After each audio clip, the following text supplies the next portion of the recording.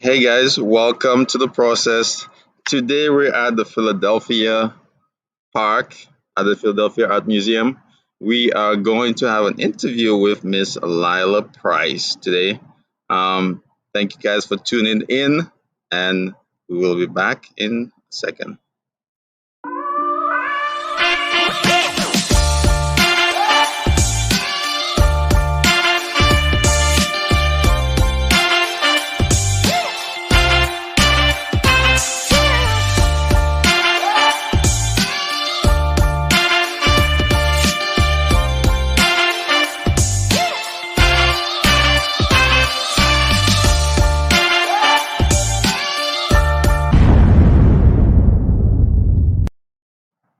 Welcome, welcome, guys. Today we have a special interview with Miss Lila Price. Welcome, welcome, welcome, welcome to the show. How are you doing, Lila?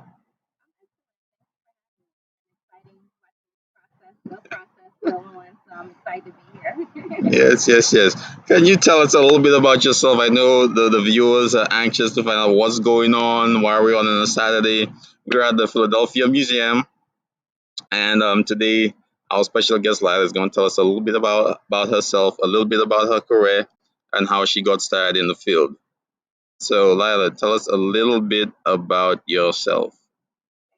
My name is Lila Price, of course. I am certified through the Sterile board, which is changing soon. So I have to kind of get that out my tongue a little bit more as we get ready to transition. I'm also from Philadelphia. My parents are from Philadelphia. Philadelphia is home for me. Um, Started my career here, and then I've transitioned on to working in different places, traveling, consulting, interim roles, leadership roles. I have done a lot of things in sterile processing, and I'm very excited about the things that will be coming my way, and as God sees fit to give them to me. So I'm just very blessed and honored to be here and to be able to express my joy for what I do, and to hope that that passion kind of ignites someone else to want to either join or go outside their comfort zone and do some different things in their career. So, Lila, I've known you for a while now, and I know you have done some special things in your career. So, what was the most rewarding thing you've done so far in your career as a sterile processing professional? A lot of things I could say. I guess maybe the most rewarding thing maybe hasn't come yet, but I think that for me, there's a couple of things that happened for me within the last year, last couple of years that were great. I got to be a part of a winning team that won the Healthcare Purchasing News Sterile Processing Department of the Year award. So that was a great honor to be a part of a great winning team. I was excited to do that process work with them. I also, so that was nice just to be able to accept the award at the Isham conference. It was different and it was unique and it was special. So I will always remember that with my time at CHOP, with managers and the support team that we had there. I also would say maybe the secondary thing would be that I enjoyed writing a book. So I'm a published author, which is something I've always wanted to do. Didn't quite know if I could do it. One of those things I just, when asked, I leaped into it and was very excited and proud of it. Um, and probably a fact that you don't know about this is that the pictures that I took getting prepared to do the book and to have my author page and all those things, I took them here in the park, out in the back of the art museum. And the cover shot, there's a picture of me on the cover with a mask on, and that was taken right behind us over here on the steps. Oh wow! So shout out to my sister-in-law who took the photos for me. She's excellent at what she does. But so that kind of made it a little bit more personable. Kind of just gave it some more of me to the project because it was four authors on the project. So, but it so that's just my little piece of knowing that that's Philly in the background, just in case y'all want to know. It's Yeah, definitely here. If you look closely, you can see the steps. yeah, that's very nice. That's very nice. So, tell us about the process for writing your book. Is there anything you want to share about the inception to actually putting the book out? Anything you could share for those inspiring authors out there? Yeah, challenging for a moment because I had to kind of deal with my own self doubt, not thinking I had anything interesting to say, or not believing that my words and thoughts would be conveyed the way I needed them to. But challenged myself to think outside the box because the topic was so worthy of discussion. It was the title of the book is what I learned during the pandemic, and it's what I learned during the pandemic. And I bring that educator perspective to the project. And I was very honored, and still am, to have even graced the pages with these wonderful women who asked me to participate in the project. It came very easy. I wrote it all. Literally, I went on vacation and wrote it all at my best friend's house in Florida, and just sat, and they allowed me the opportunity just to kind of sit. The children went somewhere else for many hours that day, and I just wrote and wrote and wrote and wrote all my thoughts down, and all the lessons that I had learned during that time frame, especially in the beginning. And even though we're still in the pandemic and going through, I still feel there's more lessons to be learned and different challenges that we've had to face as a country. But in our community, in our sterile processing industry, that was really some of the things I wanted to touch on, and how important it is to truly listen to the experts that deal with fighting viruses and diseases on a superficial level all the time, and that we are experts in that area. So it's exciting. My only advice I would give to someone is do it when you're ready. And be easy on yourself, because if you feel that you have something to say, someone wants to listen to it. Someone needs that information, so give it to Great, great, great. So you, so you're very diligent in writing your book. You read it really quickly. That means you're an expert on what you do. Because I read the book. It was really really informative. And tell us about your collaboration with the other authors on the book. them. So there is Karen Cherry, Hmm. who is owner of Sips Consult. I had worked with Sips as a traveler, maybe 6, 7 years ago. So that was my first introduction. Did not know her directly. Didn't even know I was in the same locker room one time with the boss. That's one of those moments where you're in the room with the president owner of a company and didn't even know Right. that I'm in there changing into scrubs while I was on assignment. Um, Sharon Green Golden, of course, I don't know anyone who doesn't know who she is, Hmm. and the view from her window. Um, these are women who I admire, and definitely just am at all at when I see them in their career and their path. And then Sharon Combs, oh, she's a friend, like almost family to me. I mean, she's a confidant. She gives me great advice. She encouraged me throughout this whole process. I think she knew I felt a little hesitant with going into it, but she was always that just a voice of reason. And I think she saw it in me before I even saw it within myself. I'd always wanted to write a book, but never knew what I wanted to write something about. So this was an opportunity for me to collaborate and do a project with a group of people that would be, and I'm forever linked to them. And I couldn't pick a better group to be linked Great. And I'll give those ladies a round of applause. to. Thank you, Yeah. thank you, thank you for helping putting out an excellent product, and thank you for sharing your expertise with our sterile processing family. So, tell us a little bit about and the ups and downs you've had in the field. You've been in it for a while now. So, what are your greatest moments of achievement, and what are your biggest adversities you had to overcome as a sterile processing professional?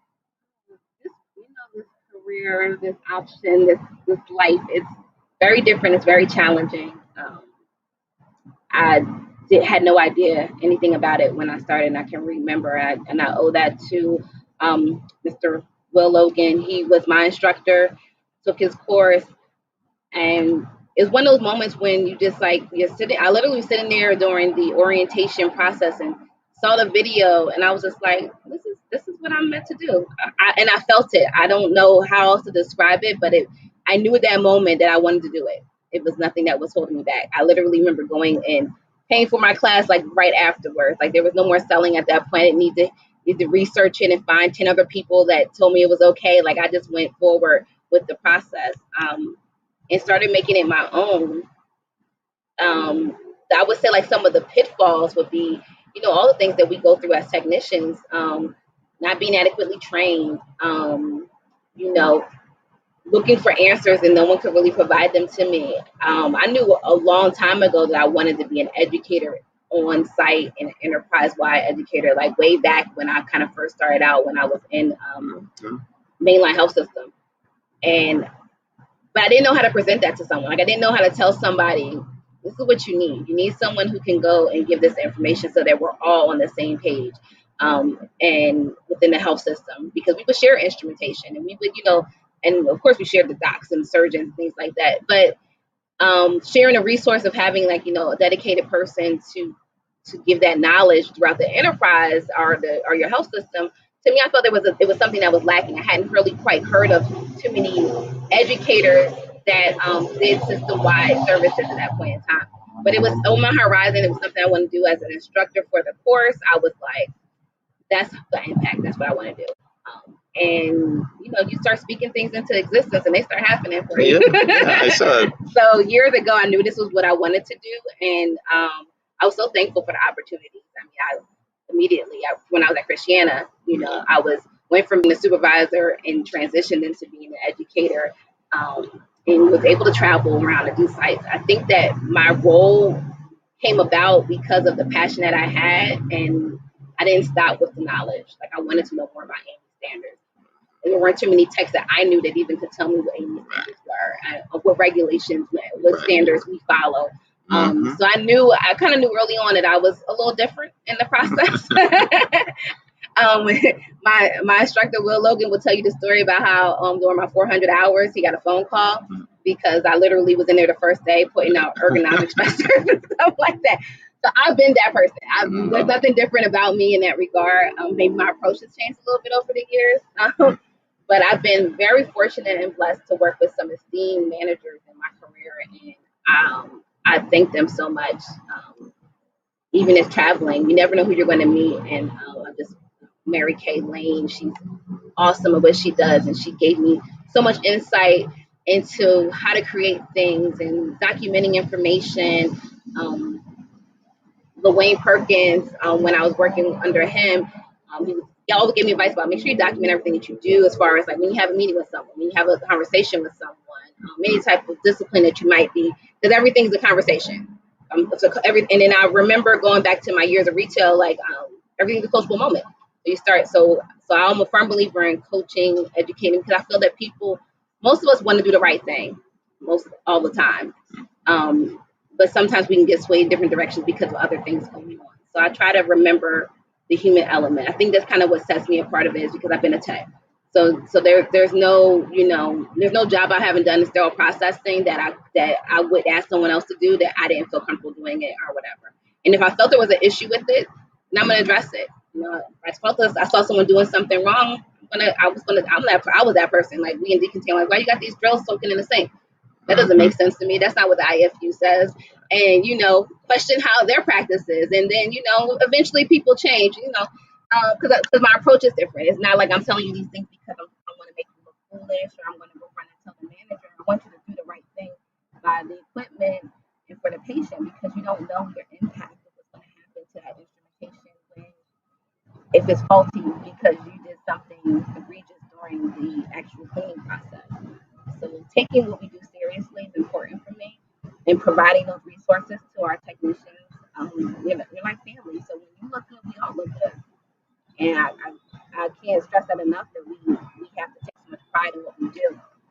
And now that we're under a larger spotlight, now's an opportunity for us to take that pride and run with it and do something different, as far as making sure that we always look good under the spotlight moving forward. Yes. And guys, we're with Lila Price, and we're at the Philadelphia Museum. That's why you're hearing the motorcycles in the background. This is live. Thank you for paying attention. Thank you for watching. We'll go into a little 30-second break, and we will be right back to get some more input and insight on Lila's career, her endeavors, and just her experiences.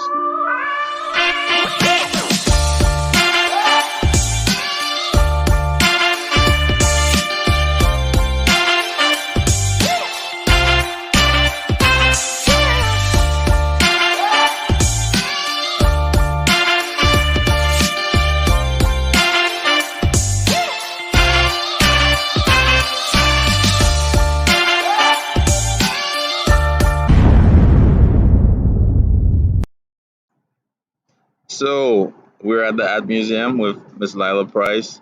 So, Lila, you stated that you had a long career. You had a lot of interesting influences. Your instructors, persons you met in the field helped you out. The person who collaborated with your literature. Can you tell us a little bit about a couple of those persons you want to thank that actually helped you get where you wanted to, where you are now within the field? There's a list. So I won't bore you with kind of go through every person.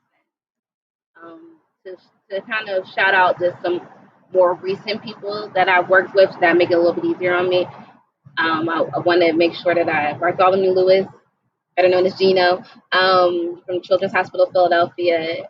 I remember when I was traveling, and I was consulting, and I wanted to come back to Philadelphia, but I needed the right position. I needed something that was going to be worthy of me coming back to. I didn't want to come back as a technician because I had moved beyond that into the role of leadership, and I liked that role, and I didn't want to go too far astray from it. So I thank him for the opportunity for hiring me to be his educator for his department. It changed things for me for the better. I can't imagine my career without having met him on that level. Went around and traveled and did I did different things, but that was probably the moment working under him is when I decided that my next move was going to be a manager and that I wanted to, it kind of gave me more insight on the roles I need to start pursuing and moving towards. So I definitely know that he's given me that guidance and focus and when someone that you honor and respect and you feel that is the top of their game and they tell you that you're ready, that meant the world to me. And so we've had those conversations and he always assures me that whatever your next move is, you're ready for leadership beyond educator, he's your manager beyond that. So he's very encouraging in that regard. Other people I've already mentioned Will Logan, Mary Kay Lane, Lorraine Perkins. My partner right now at the hospital, Children's Hospital Philadelphia, Amisha Johnson Willis. She's an excellent educator. She is someone that I have. Yeah, and this I'm is competing with the motorcycles out here, so I'm trying not to scream. But she's an excellent resource. It's always nice when you kind of meet someone that you work with, and you're on that same level, like your interests are the same. You see things and can evaluate them and break them down, and so there's so much that we see and all the things that we want to build up for the technician staff, the reprocessing staff in general, all over the enterprise. So it was nice to have a partner that you can share the same interests with, and you guys have the same goals. So I can appreciate that infinitely right now. And just several people. I mean, I could go through the list. I've mentioned several names recently, but I'm always grateful. I would even say, to some of the technicians I've met over the years that I know have gone from just being a technician to a supervisor in roles because of things, but they were helpful, influential to me, and they taught me lessons across over time. And I'm thankful for every person I come in contact with that has a passion for this industry, that truly loves it and goes in every day, giving their all. Those are the people that I truly look at with high regard and respect. Um, yeah, I don't want to keep going because I'm missing somebody. you, you always Ryan, past president of Isham, thank you. He's always been it's a great resource I want to talk to. I encourage people to make connections and mentors. Um, there's plenty of people in our industry that would love to give you some great information and knowledge, and all you have to do is just kind of put yourself out there, make those connections, go to conferences, you know, ask people, who helped you because they're willing to share it. And I don't know if I'm anyone's mentor right now, but I'm always there to give advice and give guidance and to help. I share contacts all the time with people everywhere I go, and I'm looking forward to continuing that. Being a part of MAXA helps me do that as well. As the director of education for our local chapter.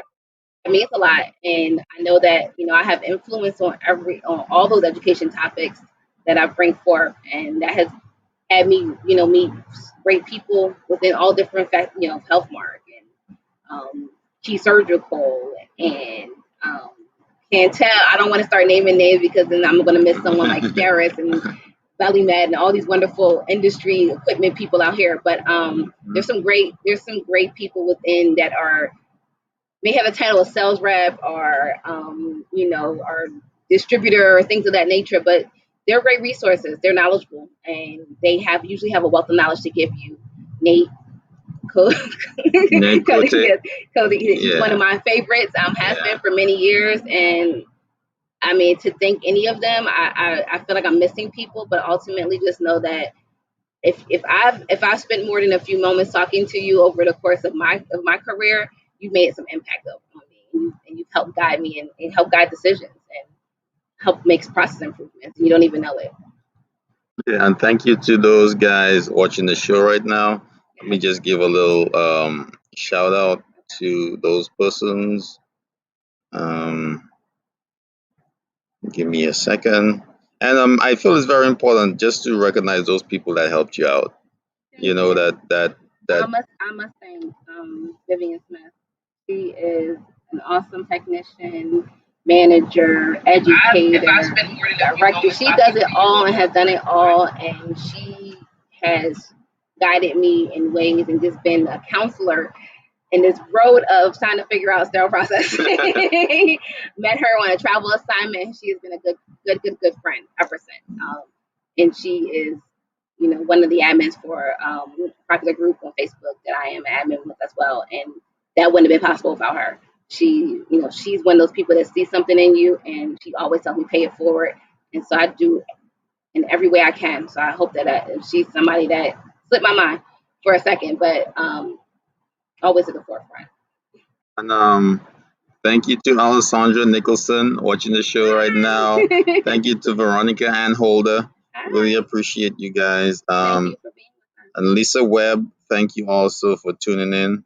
I really appreciate you guys for tuning in. Thank you. And I can't see everyone watching, but thank you guys for tuning in. So, any advice for anyone that's coming up right now that you want to share, that's going through tough times with their management team, their workload, who have struggling to find a good education process to try and move up, like schooling, or looking to get another certification. Those persons who have issues in the department, we're just trying to help fix and getting pushback. What advice do you have for those persons coming up who are trying to make a difference? Um, we've all been there. I mean, I don't know anyone who's been in this game for a long period of time that hasn't come up against adversity, has not had a challenging manager or supervisor. Um, it happens. Just I would say stay encouraged. You know, come with the facts. Let that be your leading point because forget about what they did before or who taught you how to do it that way. Whatever situation is, if you know something is wrong, speak up and let them know because I'm a firm believer in that we can control some of the errors and things that are going on because it's just about this sharing the knowledge.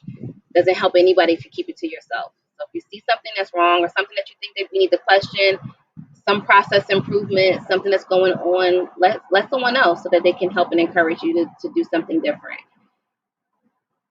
I would encourage you to continue to stay educated. It is what drives us. In Pennsylvania, it has been signed into law. So the entire state needs to be certified. And I can't think of a better way to show how passionate you are about something than by furthering your education in the process.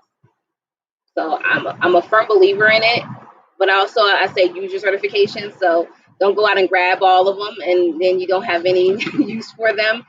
So if that's what you really want to do, if you have a CER but you don't process any endoscopes, I don't know how efficient you can stay in the process. I'm big on competencies as an educator, so I just say if you're gonna go out and grab these certifications, utilize them. And even to leadership and roles. If you're not going to be a leader and help guide someone in their career, then maybe it's time for you to take a step back from what you're doing because maybe you don't want to be a leader. Maybe you just felt that someone gave you that lead title or that supervisor title at some point because they needed it, but you don't have the passion anymore. Go find your passion. Because at the end of what we do every day is someone's life is impacted by it. Makes a difference. And so you may need to find your next niche, or maybe it's going back to being a technician where you can feel that you don't have to be inundated with all the meetings and the side huddles and the complaints about this person doesn't like that person. All those things, they all exist. It happens. People are not perfect. I get it. But I say stay encouraged. I enjoy and love what I do. And I remember meeting Stephanie when I was she came in and did a guest lecture for a class when I was taking my course. And the way she talked about sterile processing was like, I want to be that excited about my job when I get there. And I had no idea that I would be this excited about it. But I am. And so find those people who bring you that spark and give you that initiative to go, I'm good at what I do. I love what I do. So I'm gonna come in here and do it the right way all the time. I'm gonna hold us to these regulatory standards because we say we follow Amy. So that means that we can't follow Amy when we feel like it. We can't follow Amy when our Joint Commission window's opening. No, we're gonna follow these standards on a regular, constant basis because I'm prideful in what I do, and I want to make sure that I put that out there to Hmm. Thank you. That's very insightful. everyone. Thank you. So, um, to close, because we're actually outdoors, guys. We have no, yeah, it's kind of Yeah, I wish you guys difficult could see to, the view. It's so yeah, beautiful yeah. back It's there. It I really mean, is. Beautiful place, beautiful setting. very very nice setting, and then we'll continue doing this setting. I hope Lila comes back. Maybe we do it some other time. Absolutely. Anything you have going on that you want to share coming up in the future? Um, I say stay tuned. Some conferences coming back. As it seems like the world is kind of, we're opening up to doing more with with our partners and friends and industry colleagues. We also are still in the pandemic, so being cautious and understanding that. So I look forward to seeing you all live and in person. But if that does not happen this year for whatever variant reasons that are out there, I also just want to make sure that we stay active on our groups and that we are asking those questions to our subject matter experts out there so that we get the right answers. And do your research. Don't ever take anything at face value. I had a lot of problems with a lot of things that were being said when the pandemic first hit, and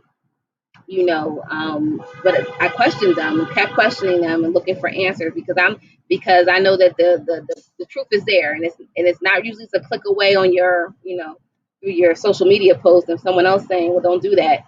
Give me a reason why you don't do it. So do your due diligence, do your research, question and go to these wonderful processes. Follow your IFUs by all means, please. That's what they're there for. Reach out to your vendors, your reps. If you have a question about something, that's what they're there for. That's what they get paid for. Trust me, they want their accounts to stay there, so they should be ample resources to you and should be responding to your calls right away. And sometimes you got to be that spark that lights under your leadership to get them to look at things a little differently. I know it's hard. I know it's tough.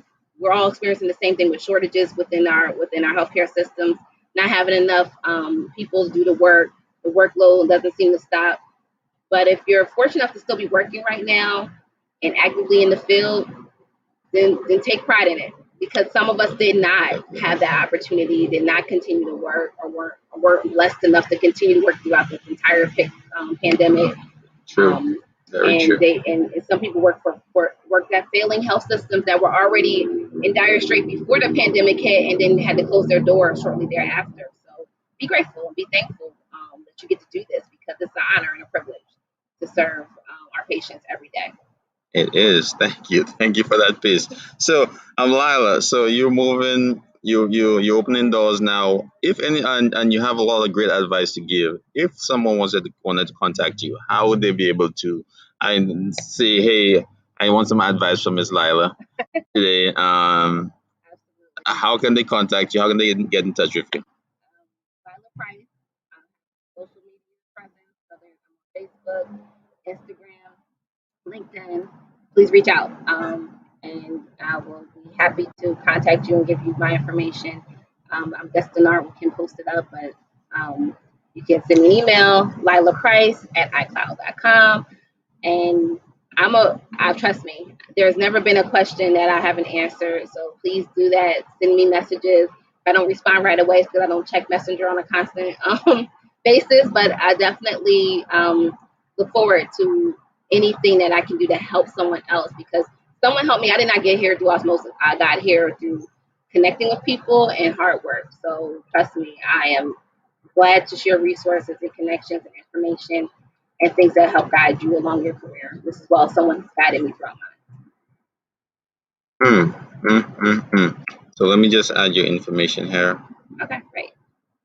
Um, so, you have any special? You have a website? Do you have just you can reach you?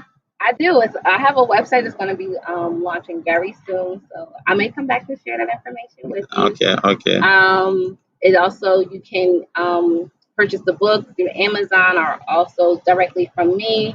So I have some information available for Oh PayPal for yeah, that. one And share your book info also. What's LinkedIn? yes, so if you go to any of my social media pages, I believe the links are there. Um, they're on there somewhere. You might shuffle them. I can repost them later, and I can send you that Hmm. information so you can post it in the process. Yep, I will definitely. And guys, all the links, all Lila's information will be um in the description of this.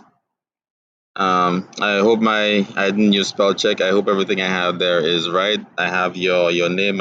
You're on LinkedIn, and you're author of WILD. Well, what I Wow, learned during the Alessandra, pandemic. yes. So great book, guys. If you haven't read it, please pick it up. Um, so if we have nothing else going on, or nothing else to say, guys, thank you so much for tuning in on this Saturday afternoon or Saturday morning. Um, we Thank you for had having me. yeah, we had our process walk. We usually do the process walk every weekend, Yes. but I just had to catch Lila. Um, let me face the camera. I had to catch Lila today. We've been planning this for a long time. We Yes. just haven't had the time to do it. So thank you guys for tuning in. And hopefully we'll have some more outside interviews during the summer. I was thinking maybe a little catchphrase to give it interviews in the park or something to that extent.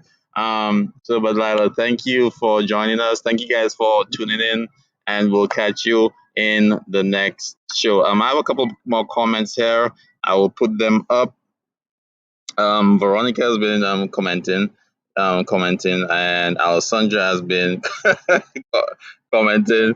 So Great. that's very nice of those guys to show support. Really appreciate it. Oh, And appreciate it. yeah, yeah. And guys, we're winding down, so we'll catch you in the next one. See you. Have Peace. a